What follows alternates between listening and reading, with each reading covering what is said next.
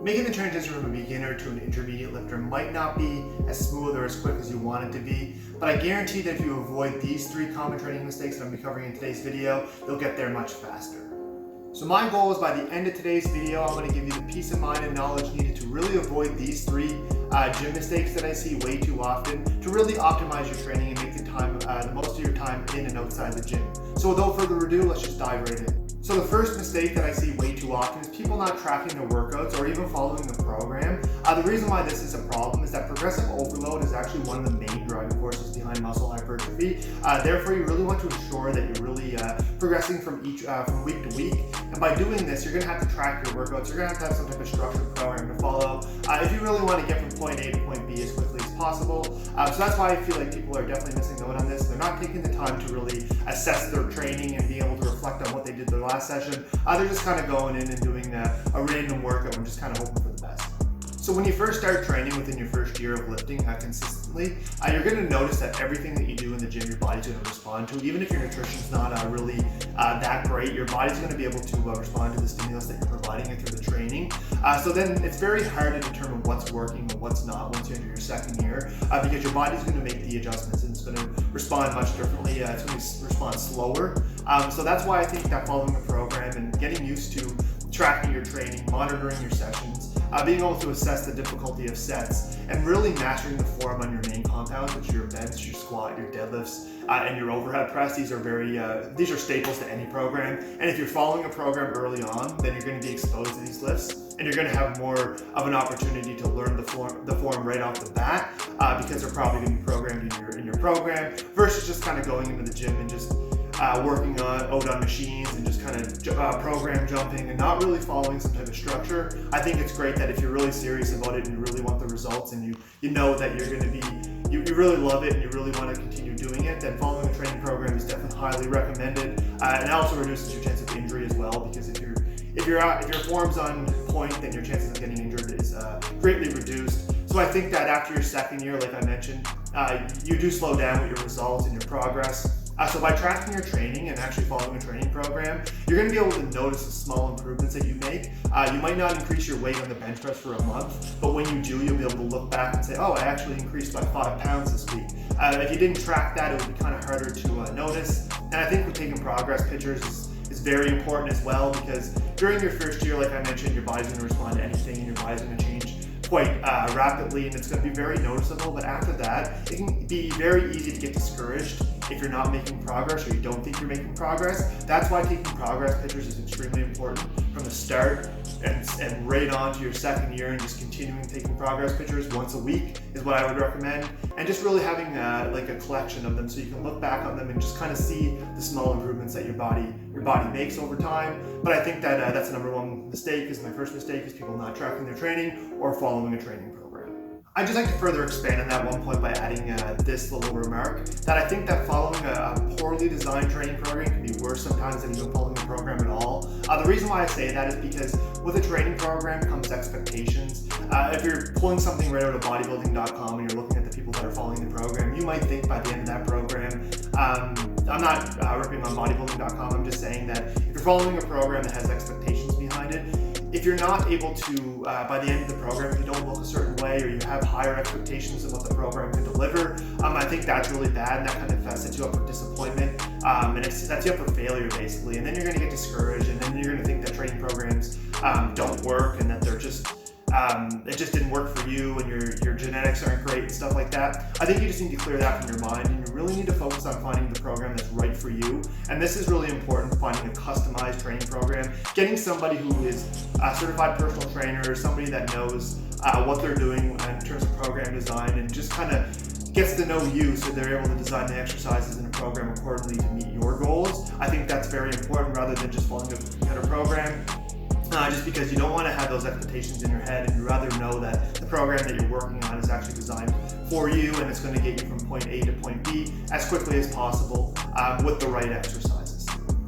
The second gym mistake that I see is people not prioritizing their nutrition. Everybody knows how important nutrition is, but a lot of people aren't really willing to consistently put the the effort into the kitchen. Making smart nutritional choices is very important to really get the results that you want. You can spend as much time in the gym as you want, 2 to 3 hours a day, whatever you're going to put in. If you're not optimizing your nutrition, then you're really not optimizing your training, you're not optimizing your results, and your progress is going to happen much slower. So I think in terms of getting a nutrition plan, I think diets, they're only short term. You don't want to be following a diet that you know that you're not going to stick to.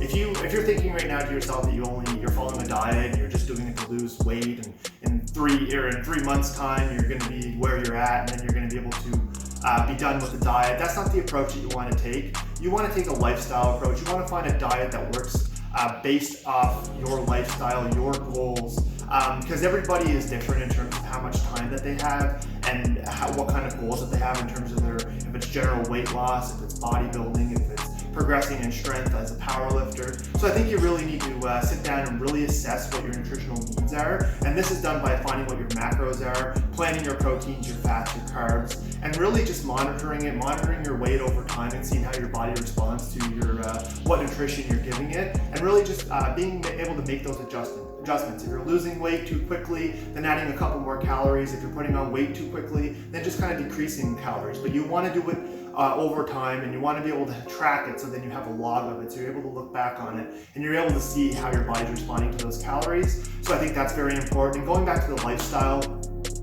everybody knows about meal prepping. And I think meal prepping is really great, especially if you're really, really busy and you just you find yourself always just not having time to cook the meals that you know you need. If you're having a hard time getting your veggies in, you're just having a hard time balancing your lifestyle with your nutritional choices, I think meal prepping is great. Personally, I've been back and forth with meal prepping. I recently just started it again, and I've been doing it for 3 days instead of doing it for the week, and it's made a big difference. I find the food doesn't taste as bad if you're doing it for 3 days. It doesn't taste as stale, I guess, or it's more enjoyable if you're doing it for 3 days, and it really is there when I need it. So then I don't have to cook. I'm doing less dishes and stuff like that. So I think that meal prepping is really great. But going back to what I said, you really want to make sure that you're optimizing your nutrition, and you're the only one that can hold yourself accountable to your nutrition goals. So you really want to make sure that you're putting the work in the kitchen, you're cooking the meals, you're really figuring out your macros, and you're consistently hitting them day in and day out. And then if you're doing that and you're training hard, I guarantee that you'll see the results that you want over time through the gym and putting in the work.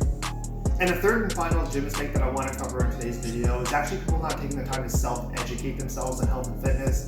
We all know that there's a lot of bro science out there, and a lot of people fall for it, a lot of people believe it. There are some truth to some bro science things, but I mean the reasoning behind why it's true they might not understand. And I think that if you really take the time to self-educate yourself, then you'll be able to quickly determine what is bro science and what is actual science, and then you'll be able to apply it to your own training. So self-education is actually going to be really beneficial for you. You're able to actually apply different concepts into your training. You're able to have a better understanding instead of going in and trying to guess. And it can be really confusing, especially with the internet nowadays with all that information out there. You really want to make sure that you're reading trustworthy sites and you're getting your information from trusted sites. Personally, I really like bodybuilding.com. They're really great. They put out a lot of great information on health and training and nutrition, and they're specific to bodybuilding. So that's kind of my focus in terms of my training. So that's kind of where I go first, is just kind of reading the articles on there, and then being able to take that information and apply it into my own training. I think that a lot of people don't. They read it and they take it as truth. If you don't try it out yourself, then you're not going to really know if it works for you. So I think that's very important, is to not only read it and educate yourself, but give it a try yourself and see whether or not it's going to work for you. And then you'll know that it's going to be valuable to you or not. So I think that bodybuilding.com. Another one that I really like is T-Nation. That one's really great for, it's more of a hardcore workout style training, tips, tricks. They post a lot of great content, so definitely check out T-Nation if you haven't checked it out. I would totally recommend. I feel like there's a lot of truth behind what they say, and I feel it's a really reliable site. So definitely go check that out. Also, you can invest in books. I would totally recommend investing into your journey, investing into learning. You can never go wrong when you buy a great book. Just the wealth of knowledge that's in it and the information you're able to get out of it. Everybody knows about the encyclopedia of bodybuilding for Arnold Schwarzenegger. I would totally recommend that if you don't have that book, go and buy yourself a copy. It's not outdated. There's a lot of different training and information in there that's still that's really relevant, and You have to be able to apply it. You have to be able to take it and apply it to your own training. Don't try to follow Arnold's training program. I think that's a big mistake. But the concepts and everything that is in the book, it's a really, really great book. So I would totally recommend investing in books.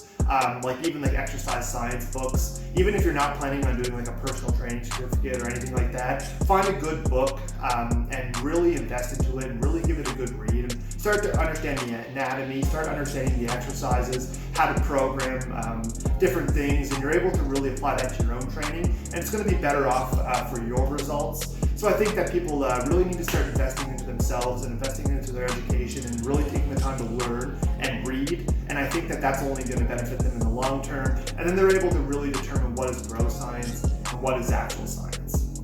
Alright, so that's going to conclude today's video on my top 3 gym mistakes. I guarantee that if you take these seriously and really try to avoid these and start implementing some of the strategies and some of the tips that I gave in the video into your training, I guarantee you'll progress much faster and you go from point A to point B much quicker, and you'll see the results that you want to see.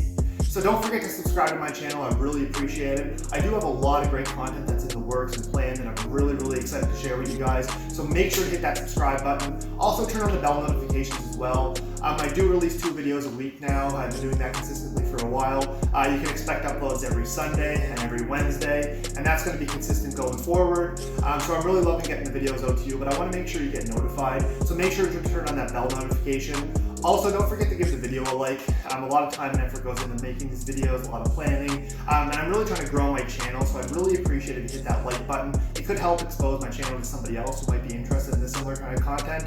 So give it a thumbs up and hit the like button, and that's going to do it. I hope everybody enjoyed the video, and until next time, peace out.